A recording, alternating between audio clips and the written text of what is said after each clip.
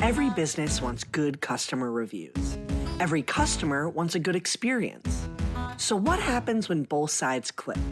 Or in some cases, when they don't? From Yelp and Entrepreneur Media, this is Behind the Review. Behind the review, dig deeper too. Behind the review, get all the news. Food, flowers, fixing, make business boom. Behind the review, dig deeper too. I'm Emily Washcovick, Yelp small business expert. Behind the Review features conversations with business owners and customers who wrote one of their Yelp reviews. In our discussions, we talk about lessons they've learned that can be used by other businesses to improve their own reviews and their bottom line. This week, I'm having a one-to-one conversation with Erin Wade. Erin is a best-selling author, chef, and entrepreneur. She opened a cultishly popular restaurant called Homeroom in Oakland, California, and the heart of the restaurant was mac and cheese. Since then, she sold the restaurant, but she also wrote the book, The Mac and Cheese Millionaire, which just came out this past Tuesday, September 24th. And today, you'll get to hear the conversation I had with Erin after I gave the book a pre-read. I have to say, it's an amazing book. You definitely want to check it out. And we're going to be doing a giveaway of the book on the Yelp for Business Instagram handle in the coming weeks. So if you don't already follow Yelp for Business on Instagram, definitely go do that so you can see when the giveaway comes. Now, here's my conversation with Erin about her entrepreneurial journey and some of those lessons she learned along the way. My name's Erin Wade, and I'm the founder of Homeroom, which is a mac and cheese restaurant in Oakland, California. And what brought me to it, the reason I'm here is coming out with a book called The Mac and Cheese Millionaire, which is basically my entrepreneurial story of leaving my life as a lawyer to open a mac and cheese restaurant that became more successful than I could have imagined, honestly. But a lot of the business lessons I learned along the way, as well as a lot of the sort of personal lessons and tools that I think other small business owners could use to benefit themselves. And I read the book. I'm so glad that I got a little pre-read because I think it'll help me pull some of the lessons out, but also make people want to buy their own copy and get the full story. Yeah. I'm going to have you take us to the beginning origin time because an interesting parallel that I found was you were getting this all started after the huge housing crash, and so many parts of your journey to a brick and mortar looks similar to what a lot of people are struggling with in the post-pandemic environment for small business. So give us a little timeline context. Take us back to the 2010 and give folks an idea of what those early days were like and how you were going from just trying out, seeing if people wanted to eat your mac and cheese to actually opening a brick and mortar restaurant. Yeah. So, the origin story of Homeroom is that I was working very unhappily as an attorney, and I came home one night having this craving for mac and cheese and realized there was no restaurant I could go to that was going to serve me delicious mac and cheese, which felt crazy to me because, Oakland's a major US city.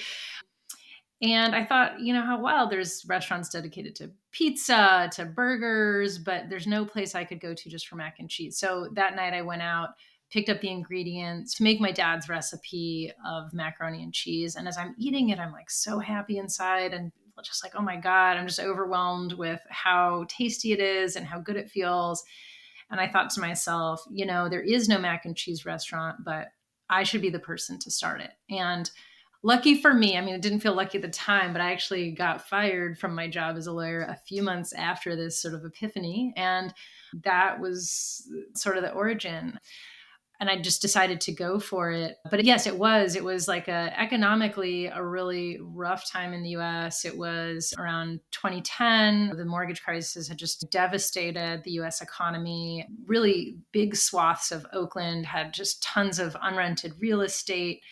A lot of people were out of work. It was a really like desperate sort of feeling moment. But I think especially for restaurants, those are the best times to get going because especially I think for comfort food, because I think that really resonated with people. It took about a year to build out the restaurant. And in that time, I was doing a lot of mobile events and just trying to get a sense of what speaks to people. How are we going to cook this? How should we price it? What do people like about it? What should we improve? Trying to build a following for when the restaurant opened its doors. But I think the mood was so somber at the time that I think it was just particularly special to be able to create something that made people just feel good inside and have sort of this shot of warmth in their day. Absolutely. And I love when you were telling the story about one of the first times you did a pop up and you're at this cool event where lots of food vendors are, and it's almost like an underground food trying situation. People Yeah. come and they're like waiting to get in and buy stuff. And what I love the most about your story, I mean, you had a lot of learnings just from that first, go at it. But the one that I found so fascinating was you had priced yourself so low compared to some of the other vendors. And in hindsight, you were like, oh my gosh, how did I do it so low? But in that moment, it kind of helped you. Talk a little bit about pricing and tell us that story and kind of the evolution that you learned in the process. Oh, sure. Yeah. Well, that event was so fun. It has since been stopped by the health department because I think it was blatantly illegal, but they just brought in all sorts of folks who were cooking food out of their homes and trying out their business ideas. So it was basically this sort of incubator / nightclub, and they would, charge an entry at the door, and the vendors got to keep all their money, but there was music. It was just this really fun, like deeply energizing event. And yeah, I mean, the first time I ever did it, I had, truly like crippling anxiety that I had stopped being a lawyer. I was pouring my life savings into this concept. Like a lot of friends and family thought I was totally crazy. So I really just wanted people to buy it. So, I'd say the average price point at the event was somewhere between $8 and $10, people serving a sandwich, a plate of chicken, whatever it was. And I priced my bowls of mac and cheese at $2. Which is just obscene. That makes like no sense at all. But I think the goal was I really wanted no one to ever think twice about getting it. I wanted to be packed. I wanted to sell out. And yeah, it was one of those things that like in hindsight was genius because that was the point. This was not the moment to be worried about like maximizing my revenue. This was the moment to get my food in as many people's hands as possible, to be generating goodwill, to be creating this sense of value that I think pervaded Homeroom even later.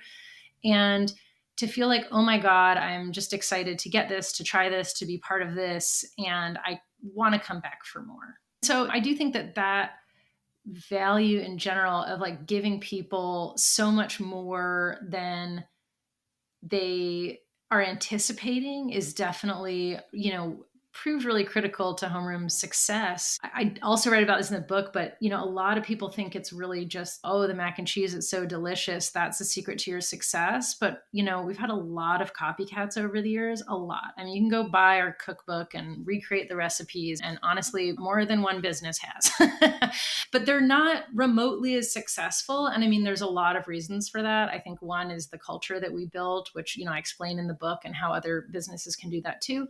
But I also think we were creating much deeper value than just the food. At that time, I think this has since become more common, but in like the 2010s, what I was seeing in the restaurant landscape was really fine dining restaurants that had, great ambiance and a wonderful service experience, but at a high price premium, or sort of a low cost dining restaurant, which often had incredible food, but like fluorescent lighting, maybe little to non-existent service, to maybe sort of surly, And so I think I had worked previously in fine dining, and I sort of brought some of those sensibilities in terms of like creating a beautiful space, really making sure that service was exceptional, so that when people get this $10 bowl of mac and cheese at the restaurant in this gorgeous environment with people who are like friendly and are making it special, that whole experience is the value. It's not just the food itself. Absolutely. And I mean, you really curated that idea from the start. Like the mac and cheese was exciting to you and you wanted to do that, but you had dreamed up this idea of a restaurant operating differently for the team and the employees than anyone you had worked at before. Yeah, my sort of history and background is before I had ever become a dissatisfied lawyer that decided to open a restaurant, I'd been a dissatisfied restaurant employee. So I had worked in many restaurants and I just found it really tough. I mean, I was earning very little money, not always being treated particularly well, and I saw no future in it. So that's why I left. I couldn't see a future in the industry. So starting Homeroom was not just about like, oh my God, I'm excited to bring my dad's, mac and cheese recipe to the world. It was also honestly my Hail Mary to fall in love with my work because I had not previously, but it was also driven by this deep desire to create a place where other people would want to work, where they could have the experience that I had not had of seeing a future for themselves, of really feeling like they were part of something that meant something.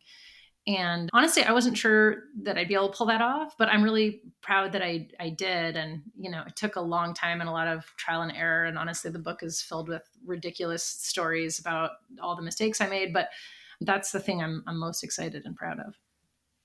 Well, and I think that's what's so amazing about this book is you're telling stories in a way that an entrepreneur could read and write all these things down and try to implement them. But it's also just a good story. It's just Mm. interesting. It has good tiebacks to experiences in your younger years and then how that related to what you were learning as becoming a restaurateur. I just think in general, you did a great job at writing a memoir. And it's Oh, like a thanks. second best that it's also a how to business book. I mean, really. Oh, thank you. That means a lot to me to hear because, to be honest, the way the story is structured is really, every chapter begins with a memoir piece of a memory from childhood and a theme that then sort of plays out as I tell the story of building the restaurant and what happens. And when I originally wrote the book, it was much more of a traditional business how to. And I'll be honest with you, it was really boring. Like I got bored reading my own writing. And I thought to myself, why are business books so useful but so boring? Like this does not have to be like this. And so I rewrote one of the chapters, really infusing it with more personal narrative and more vulnerability. And I was like, oh, this is so much more fun. A business story is just a good story, whether you're in business or not. And yeah, I wanted it to be like a fun, just as useful as a fun beach read for someone who's just wanting to reflect on like life and meaning and laugh, and also like a useful business tool for those that want it to use it that way. Well, I think you definitely achieved that. I was certainly laughing when I was reading it. And as someone who's been in the industry, I mean, there was so many moments where I was reading it and I'm like, "Oh my gosh, I can just picture it. I know exactly how this situation happened." But you can still Yeah. learn from it, like even a fully functional, well-operated business has Mhm. human elements to it, which causes a variety of things to happen. And so I really enjoyed it. I think I want to segue us here to some of those early days, like after you had been trying stuff Mhm. out at pop-ups and you found this space. Well, actually, let's talk about the space because when you were writing that whole part, I was just like, oh my God, the number of times I've heard this same exact plot line. Like, okay, you find a place, but then you had to outfit the whole thing. Yeah, something I was shocked by for those who have not been in the industry or maybe thinking about doing this, when you rent a space, it's really like as if you moved into an apartment that you're going to rent and it doesn't have plumbing or heating or sinks or a refrigerator, and you're expected to pay for all those things, and then if you fail you have to leave them there. I mean, it's pretty wild. So I think I did not recognize that like the system feels really, unfair. Having rented residential real estate for many years up to that point, I think looking into commercial real estate was a real bleak wake up call that I was going to be responsible for turning this slab of concrete into something approaching a restaurant. And I think for people who've been in the industry a long time or who have maybe got, a track record of success behind them, you can get landlords to pay for some of those things. But in general, it's usually like, oh, they'll put in a bathroom for you. I mean, these are not like, and then they're going to increase your rent to pay back that bathroom. So I think I was sort of shocked by what it takes to build a restaurant. And you understand things that you never thought you'd need to understand, like about, you know, electrical wiring, plumbing, I mean, all sorts of things to get this thing built. And then you pray to God it's successful, because if not, some, landlord is keeping all your investments. Which is just wild. Okay, I also need to I'm just reading my own notes here, which is, like, hysterical to look back at. Your Kickstarter, when you wrote here, "I set my sights on raising $5,000." I wrote in the margin, "LOL, Erin, $5,000?" Yeah, I know. I just, like, looking at this whole thing in hindsight, like, you were doing it. I mean, you were not gonna look for a reason to not make it happen. You were just trying to figure it out, and you were kinda putting all these variable pieces together to get it started. Tell us Yeah. about the Kickstarter, though, because you were one of the first when that platform was even really a thing, where restaurants were able to use it to raise money. Yeah. To my understanding, we were actually the first restaurant to raise money on it. And so yes, I mean, now people regularly raise, millions of dollars on Kickstarter, but it was a much more modest platform at that time. And honestly, it was really born of necessity, because I could not, despite having excellent credit, having been this upstanding lawyer, could not get a bank or an investor to save my life. So this was all of my life savings. I'd pulled all the credit I could humanly pull, and there just wasn't enough money to make these things happen. So when I heard about Kickstarter, I was like, great, this can plug some financial holes. And it was so fun, because I think, what that really brought was not just an infusion of, again, it's pretty modest, but given the budget that we had overall, that actually really did make a meaningful difference. We ended up raising about twice of what we'd hoped. We raised like $10,000 on a $5,000 ask. But I think more importantly, it was like most people would donate maybe $20, and we had followers from all over the world who now felt invested in the restaurant being successful. We had multiple people who helped on Kickstarter that would also then come in and like lend their hard work to helping decorate the restaurant, repaint chairs. I was really moved and touched that this project meant something to more than just me. Like other people could see the vision and really wanted to participate in it. And I think business owners can still create that reaction nowadays, even through social media. Like, you didn't have some of those free channels to Right. share your story and try to get that engagement, you know? Oh yeah, I think there's so many ways to do that today, and I think that's really fun. And actually, probably the challenge is, since we were sort of a pioneer in that regard, people weren't used to being hit up for those things. So I think they were sort of delighted, and now it's like, ugh, another. But yeah, I think there's still fun, unique ways that you can engage people that are going to mean something to them. Yeah. Okay, I wanna transition into this period in time where you're starting to build a team and, the hindsight of the whole experience is that you ended up creating this amazing culture and a culture that other businesses and brands could emulate and work towards. But in the early days, you just kind of had an idea of what you wanted it to be like for people to go to work and what you wanted your team to look like. But you had a really good North Star, which was kind of this approach of romantic dating and interviewing or job dating, right? There's this Yeah. element of like, you maybe don't know if they're the best fit, but like, you know who you don't want in some of Yeah. those circumstances. Yeah. Talk to us a little bit. Tell us about what that experience was like when you were going through it and just the learnings that you have now for how to hire a good team.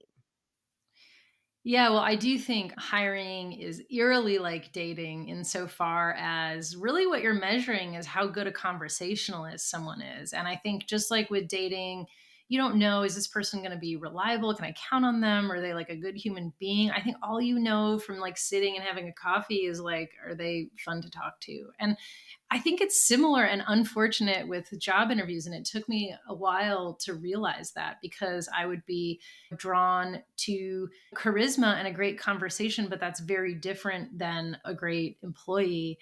And so over time, really refined how we started looking for people, and recognize that, oh, how can we make a job interview actually look more like the job? So we would start paying people to do trial shifts and actually see how they work. If it was like more of a leadership role, give them an assignment and pay them to do it, and just be like, can this person, how are they going to think about this thing?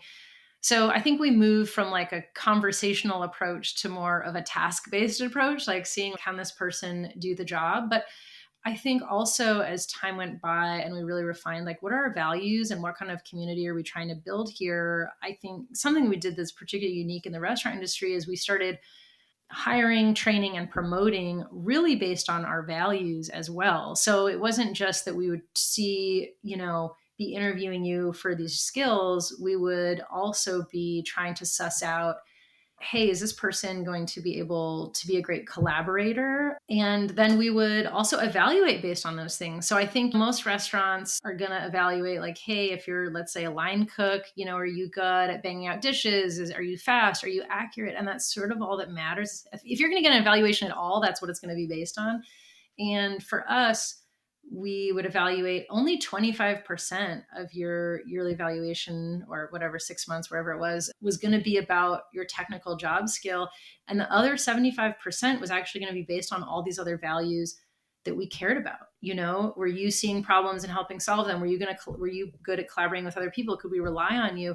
Because those things mattered. And I realized that those are the sort of soft things that a lot of businesses talk about, but then they don't necessarily hire, train, or promote on the basis of them. And that means they don't actually really care about them.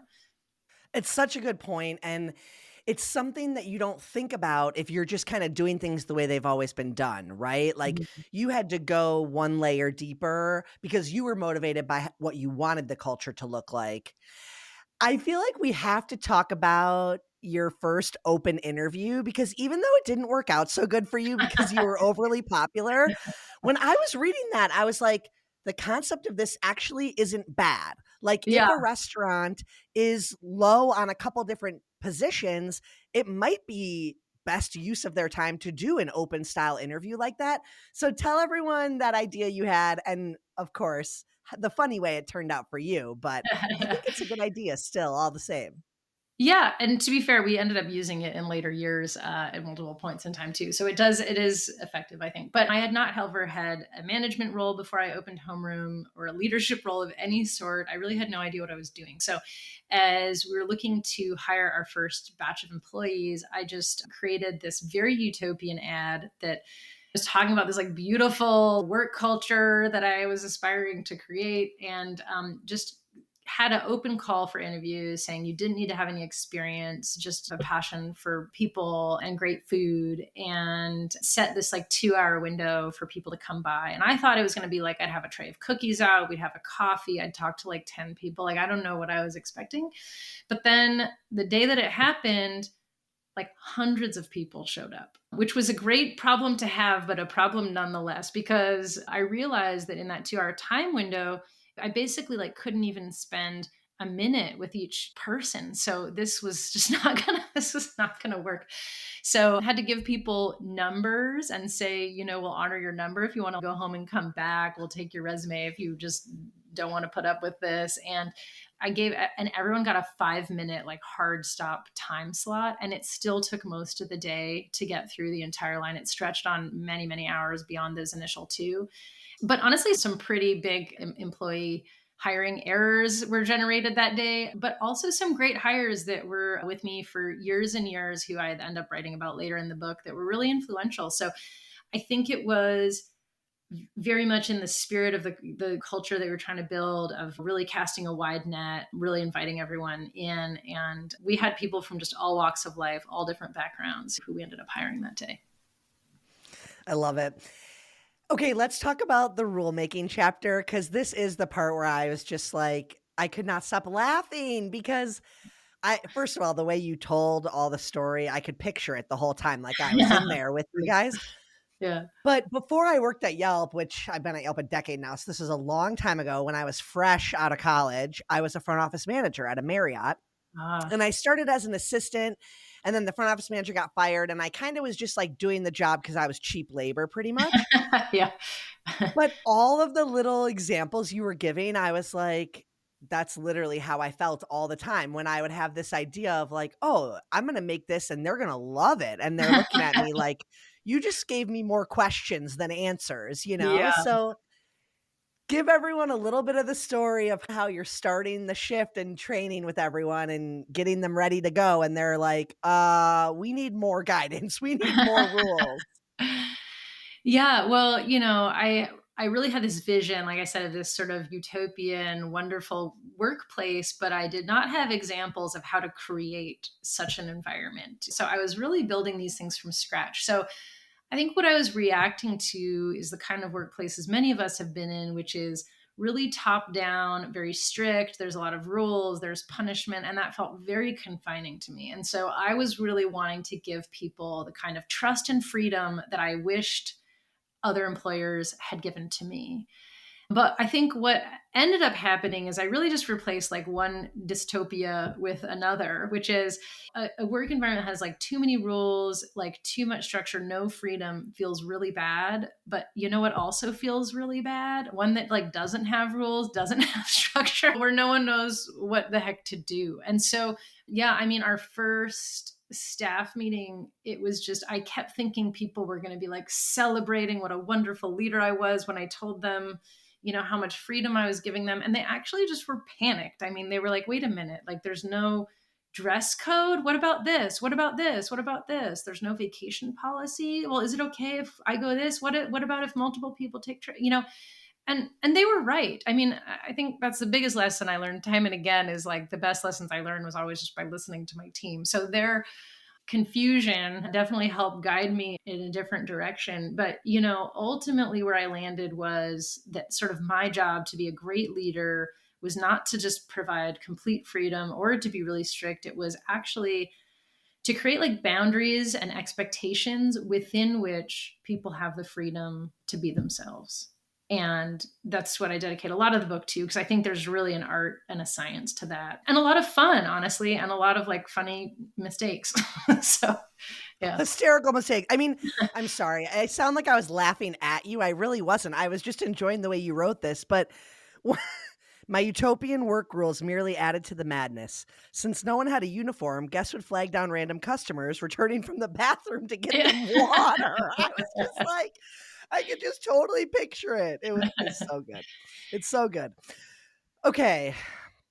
Yeah. So, I think where mean, I sorry, wanted in that Oh, yeah, like go ahead. example that you give, I Yeah, guess to be yeah. like really explicit with what it meant to sort of create these things. So we ended up, for instance, with uniforms, coming up with an actual policy, which is like, okay, the structure that we're going to provide is like, what is necessary for safety, what is necessary to not offend people, and what is necessary to not be gross, right? Like those are really the three things. And within that, you can wear what you want. And that was great because I mean, people love being able to wear what they wanted to work. And as long as, and it was just, my job to construct the boundaries within which they could do that. Totally. And I mean, the what to wear thing is such a prime example. And the questions they were bringing up are such a ultimate learning that you had in the end too, which is like, you almost have to have some sort of guidelines so that there's shared language around if someone thinks something isn't appropriate or if that isn't the way to approach it, you need to have the starting point of like why you're not on the same page. An analogy I use is like really what you want to be doing is creating like a coloring book, not a blank page and not a paint by number. Because, I think what I had been used to was a paint by number. Everyone's paint by number is going to look the same. It's like, these are the colors you need to be putting in what places. It's just going to look the same. And it feels really uninspiring to work at places where there's no differentiation, no room for your own personality or individuality, and no room to use your own mind, right? That's not fun. But likewise, it is not fun to be handed a blank page and have no idea what the heck you're supposed to do. And it's not a good business practice, because if everyone is doing something different, customers are going to get different experiences, different food. Like, there's no standard. So, I always think like the ideal thing to think about when you're managing people is like creating the coloring book, because a coloring book is going to have, here's the outlines, here's the picture we're all drawing together. But everyone's coloring book page is going to look different because they're going to color it differently. And so we did that with dress code. We did that with our service rules. Like, I think that is really the best way to create like a positive culture, and also just like a fun place to be, but that is going to consistently create an experience for a guest. And a really important thing that you learned while you were navigating all of this is no matter how chaotic the consumer experience got, because you were figuring it out and hiring new people and training people, you guys were providing this customer service and this memorable experience that was making people really enjoy it. Mm-hmm. Can you talk a little bit about just that whole element? In my mind, there's kind of a multi-pronged approach that you took, like using things that were made incorrectly and handing them out as free samples. That's one surprise and delight thing that you were doing, but also just the way that each of your employees was focused on like making 5 people's day, that whole little adaptation that you had. I guess I just threw a bunch at you, but can we talk a little bit about that moment? Like, you were still figuring it out, and operationally it was nuts, but the customer experience was like, this place is great and they're figuring it out. So I think we did a few things. I know you mentioned one of them, but I think I always wanted to have a focus that I think this piece was genuinely missing from a lot of restaurants on all parts of the guest experience. Like, I've always felt like before you sit down, most restaurants sort of suck. It's like you don't exist, and at best you're going to put your name on and you're going to sit at the bar, and then once you get sat, it's like that's when the service experience begins. So I thought it was a huge opportunity, both from a guest standpoint but also from a staff standpoint, in terms of looking for a fun way to engage people. So we paid a lot of attention to who's in line and what can we do for them. And that actually was great, because servers are going to be focused on their tables, but people like bussers, hosts who don't generally get as much customer interaction, like, they were really encouraged to just, hey, if the kitchen messed something up, bring it to the people in line. Figure out how you're going to do something that's going to be the best part of these people's day. And I mean, it just added so much joy and to a part of the experience that's usually so crappy, honestly. And even stuff that didn't cost us anything. We just bring people water or hot tea while they're waiting, and they were so grateful for these things that cost us, no money. But I guess back to that coloring book and how it would apply to the service experience, I was trying to figure out how could we have service standards, because I realized I don't want these strict ones like a large chain. I did not want scripts. But I couldn't be a total free-for-all, or people were just going to have really different experiences. We ended up coming up with this thing that we called the Stokeout rule, which a really great server and later manager came up with. This was actually someone who had walked in on that first day of interviews, because he was always, I thought, providing great service. So one day I was just like, please tell me your secret. I'm trying to figure out how do we codify this somehow and train people. And he was like, I'm always trying to do a great job, but realistically, I can only do an over-the-top great job with maybe one table an hour, and he's had like a 5-hour shift or whatever. So he's like, I try to stoke out 5 tables every shift. And what that means is that these people are going to walk away and feel like this was the best restaurant experience they've ever had. And I mean, he would just do these like over the top things that were just delightful and so fun and creative. And so we started telling servers like, hey, this is a job expectation. You need to stoke out 5 tables every shift. But you can use your creativity. You have our full power. You can like comp the entire bill if you want, but that's not the most creative. And we want you to, think of different ways to do this. And they would. And so again, that sort of like the structure of the coloring book was stoke out 5 tables, but within that, people had total freedom to use their own minds and creativity. We're going to take a quick break. Be right back. We all want the best of both: dessert without calories, luxury without expense. And how about security without passwords? With Okta, it's possible.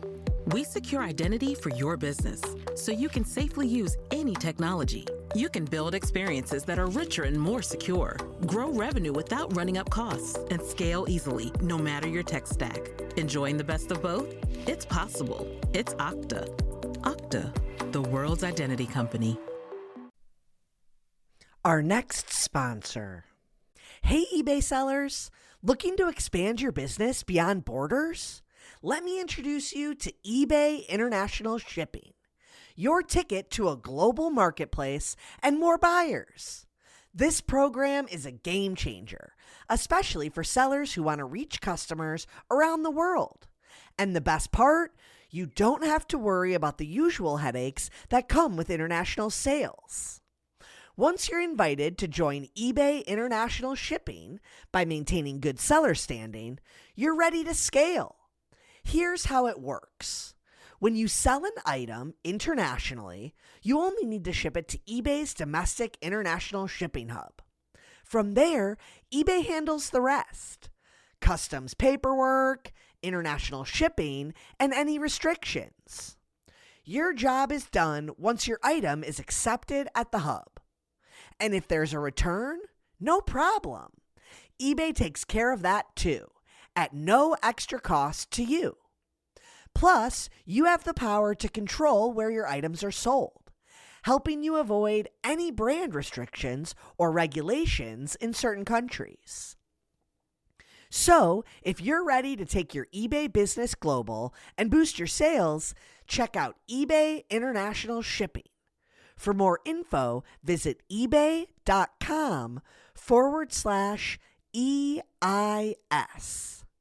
Expand your reach and start selling worldwide. There's so many things I want to keep talking, but that's good. That's just more reason for people to go read the book themselves. True. I do think you had this pretty big shift here in going from being a part of the team to being the coach. Yes. And I think a lot of business owners struggle with that, especially, the solopreneur that grows to like having 2 employees or 3. It's really, really hard to think of yourself as the coach. Mm-hmm. You go into it in the book of all the things that finally pushed you into this role. But do you have any advice for entrepreneurs that really, they know that they struggle with that? They're not good at being the coach. They're one of the team players. I think that my biggest piece of advice in that regard is, one, to know yourself well enough to know what you'd like to do. Because the truth is, I think I wanted to be the coach. That was my path. But I have a lot of friends who are in the industry who just love being on the floor every day. That's their joy. They just want to be a member of the team. They want to be a player out on the field. And I think if you know that about yourself, there's nothing wrong with it, and embrace it and enjoy it, and just know it's going to be a challenge for you to work on the business in addition to in the business, And I think, honestly, limit your size, because that only works for so long, And so for me, I think I recognized that I was really inhibiting other people's development and my own development by playing in the field, as a team member, versus sitting on the sidelines, not working shifts, and really asking myself, what does this business need to grow, to be sustainable? How do I support my teammates? How do I help coach them to be better at what they're doing and support them to be the best possible team? And that was a result of us reaching a certain size. That was also a result of reaching a certain point in my own professional maturity. But I do think it's a challenging thing to do. And I would say my first piece of advice is, if that is a shift you want to make, just tell people. I mean, there's really a lot of power. I think that analogy is quite helpful. To be a great coach, you have to have played, right? There's no coach that, there's no soccer coach out there that never played soccer. You have to have played. But at some point, to be a great coach, you can't be running around on the field with everyone. And I think just explaining that to people, they get it, and then they will look at you differently. And it's just easier to hold that boundary. I think this segues perfectly into the transparency you started to give your team to create that more bought-in culture. Mm-hmm.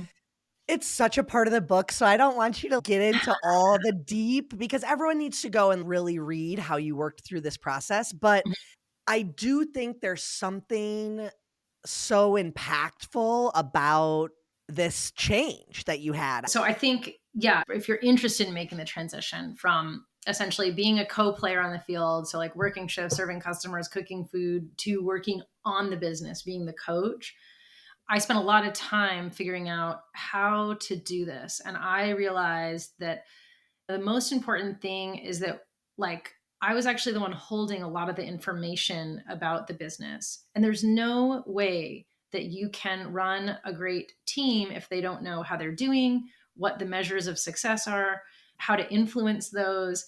And I realized that was really my goal as the coach or the leader, right? So we started teaching transparency financially and otherwise. We started teaching people about the business. We started having them participate in it.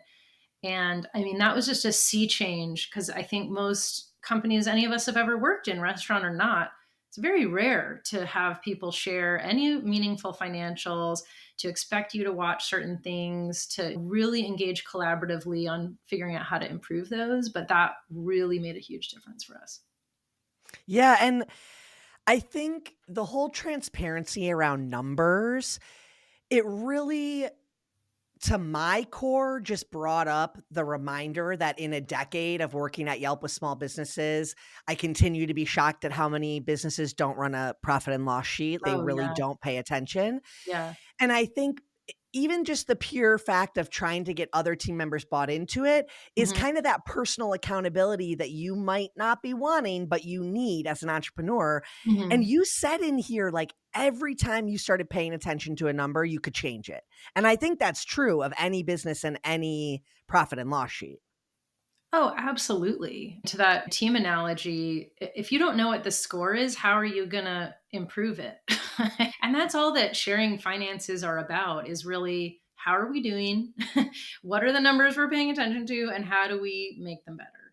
You know? But I Yeah. think there's a lot of fear in not just the restaurant industry about sharing those, in all industries, about, oh my God, or then are people going to ask for more money? Is it going to be chaos? And in my experience, first of all, you don't have to share every single number under the sun. You don't share individual salary information. There's stuff that's helpful to share and there's stuff that's not. Also, I think you get so much more than you're giving. When you show trust, like, people tend to give it back to you. Well, and something that you pointed out here that is definitely true is 9 times out of 10, they're going to be shocked by the numbers, and not in a way of, oh my God, this business is doing way better than I thought. It's almost like they make an assumption the other way when they don't have transparency.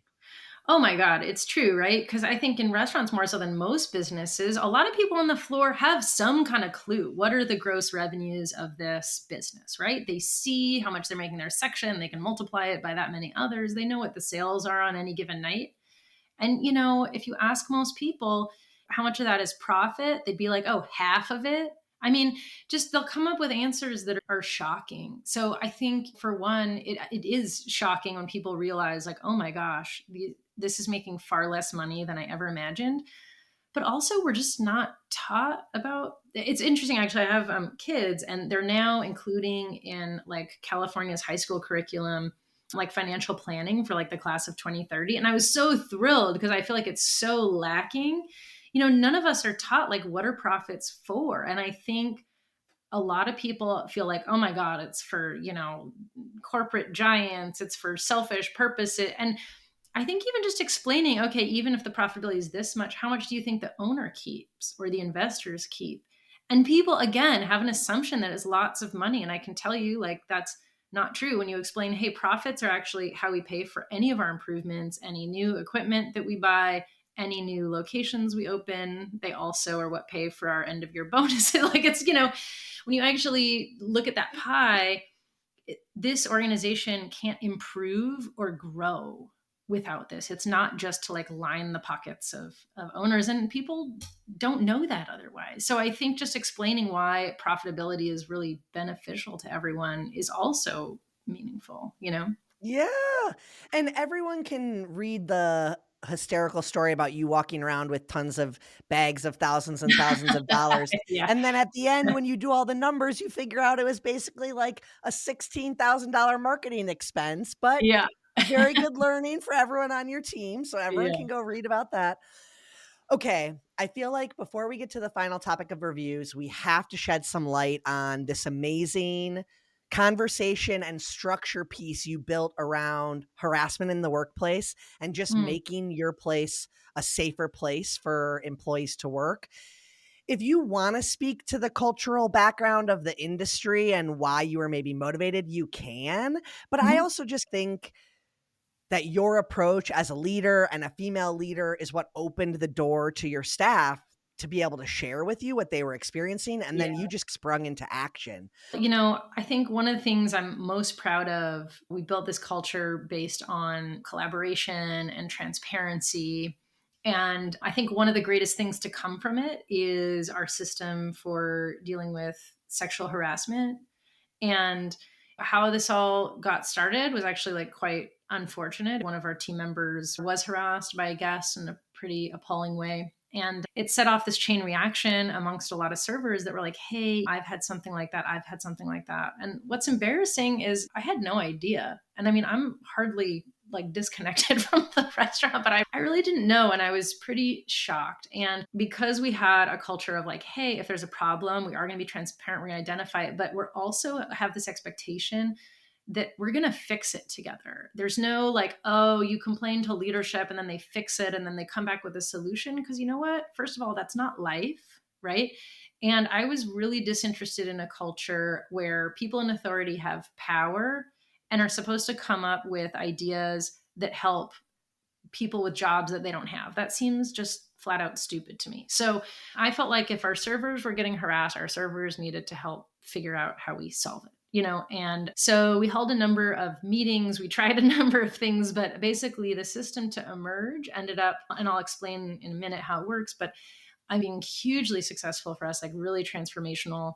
I wrote about it in the Washington Post in a piece that went viral. The EEOC ended up adopting it as a recommendation by a sexual harassment task force. It is currently used by restaurants and bars all around the world, which is really, really cool. So yeah, I'm just really proud that that's something that we came up with. And in terms of how it works, just to help other people, if you want to know, it's basically we came up with this color-coded system of yellow, orange, red, and there is an automatic action that a manager needs to take when a color is reported. And so, for instance, a yellow is just a creepy vibe. So let's say a server walks to a table, just gets a bad feeling. They can go to a manager and say, hey, I have a yellow at table 2. And then it's the server's choice, whatever they want to do. If they want to have the manager take over the table, they can. If they want to just put them on notice, that's fine too. An orange is a creepy vibe plus an ambiguous comment. So let's say you come over to a table, you get sort of a gross feeling, and that person is like, oh, hey, I like your shirt.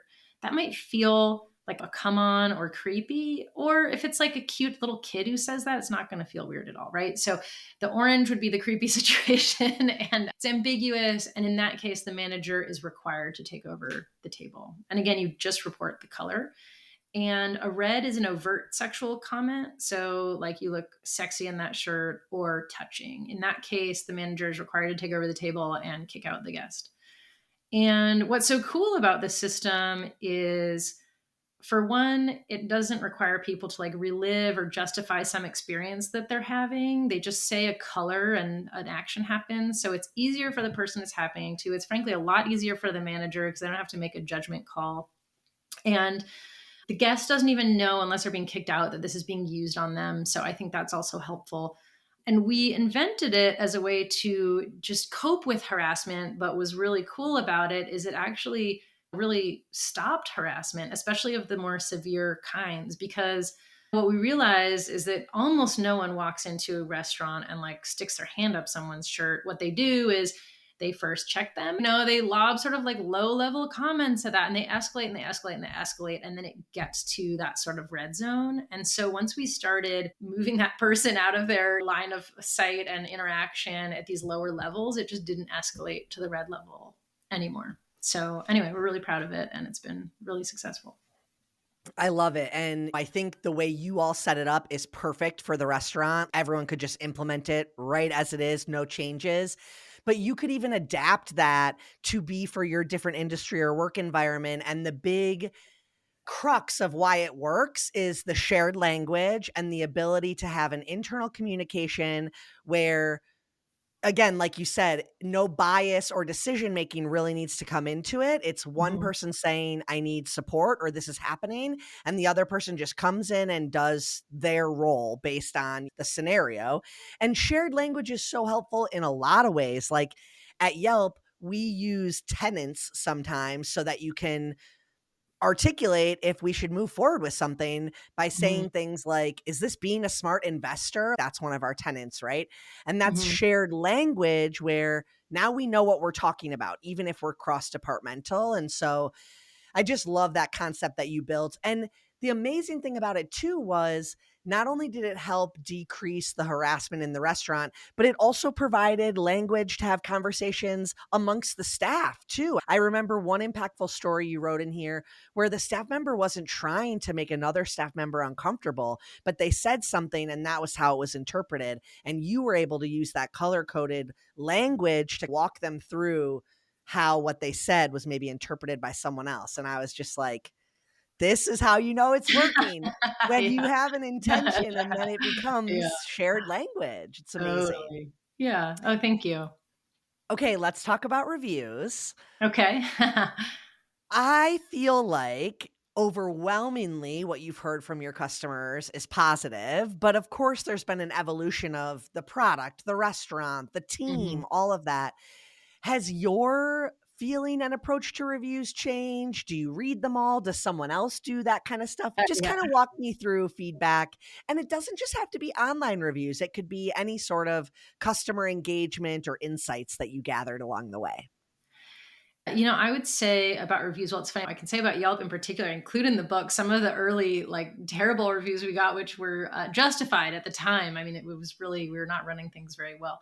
But I do think that they are really helpful. I mean, I did reach a point where I had to have someone else aggregating them and pulling together themes because I, as like the owner, it was just too hard to actually like, no matter how many great ones I was reading, I would just feel devastated when I got to a bad one. And it was just ruining my mood and my day. And I was like, you know what? There's valuable nuggets of information that we need to learn from here, but this is too emotionally devastating for me to do. So I had someone else on my team who would like aggregate, and we would. And that was actually one of the things that we did measure every single week. That was one of the things that we put on our report card, that we tracked, that we watched, that we would talk about the substantive, because I think they're really important. I mean, honestly, one of our goals was to get people to ideally give us a review when they're there, and try to teach people how to ask questions to like elicit negative feedback while the person's present, just because it's so much more effective to fix a bad situation for someone when they're there and build that positive relationship with them than it is read a bad review and send a gift card and hope to God they come back one day. So I think there's an art to that. I think people are really afraid to talk to people in person, mostly because we've all had the experience of saying maybe you don't like something and the server doesn't care, or doesn't comp it for you, doesn't do the right thing. So I think it's scary to put yourself out there, but to the extent possible, train your team to get that feedback in person if you can. I like that that's your perspective and experience because a lot of people don't want to give up the aggregating and looking at the reviews, but it is to their own detriment. So I love that you found that that wasn't what you needed to do to get the insights you needed out of the reviews. And something that I love about your whole approach is you care about the customer's opinion and their reviews, but you also wanted to know what your team's reviews were. And you used to give them an option to like do the report card at the end of every shift. Can you just Mhm. share about that and how that helped you? Yeah, I mean, it wasn't even an option. It was like a required part of their job, to be honest. So we would have these little, I mean, really short sheets that we would expect people to fill out, just basically talking about on a scale of 1 to 10, would you say this was the best part of your day? What's the primary reason? What suggestions or improvements do you have for the business? How would you solve that particular problem? And, it can be an overwhelming amount of information that you're collecting, but we wanted people to be in the habit of asking themselves, are we delivering on the promise every day? What was today like? How could tomorrow be better? And how can I participate in that? And so we would take that information, we'd use it. And if we acted on it and there was an improvement that came, we'd put it in our newsletter so people knew we were reading it, knew we were doing something. Or sometimes if we weren't going to do something, we'd say that too, like, hey, we've been hearing a lot lately. This is a suggestion for improvement. Here's why it's not going to happen, but thank you for suggesting it, you know? I love that. I think that's such a good communication loop with your team. Gosh, I feel like we covered so much. Is Yeah. there anything that you thought I was gonna, like, ask you or dig into that I didn't give you a chance to talk about? No, you were a great interviewer. Thank you. Well, then let's actually have you do a formal closeout where we can tell people where they can follow you, the best place to go to buy the book. So my book, The Mac and Cheese Millionaire, it's out September 24th, and you can get it in any format you enjoy at any place you enjoy buying. So whether that's Amazon, your local bookstore, I believe the audiobook comes out maybe 2 or 3 weeks after the book itself. But yeah, I hope you enjoy it. If you do, like, please reach out. You can reach me through my website, erinwade.co, or on social media. I'm the Erin Wade. So yeah, I'd love to hear. Amazing. This was so fun. And that concludes our episode. I hope you enjoyed it and were able to take a thing or two away to implement in your own life. Whether it's a new idea that you can bring back to your business or a fresh perspective on how to be a positive influence as a consumer, we share these stories to inspire and create more meaningful connections in your local community. Behind the review, dig deeper too. Behind the review, get all the news. Food, flowers, fixing, make business boom. Behind the review, dig deeper too. This episode featured a conversation with Erin Wade, the author of the book Mac and Cheese Millionaire, and the original chef and owner of Homeroom in Oakland, California. To learn more about the story, head to yelp.com/behind the review and check out the guest details and episode takeaways. And don't forget to subscribe to the show on your favorite listening platform so you get an alert each Thursday that we drop a new episode. To claim your own Yelp business page and start engaging with consumers, visit business.yelp.com. Our theme song is performed by Ali Schwartz and produced by Robbie G of Messerol Sound.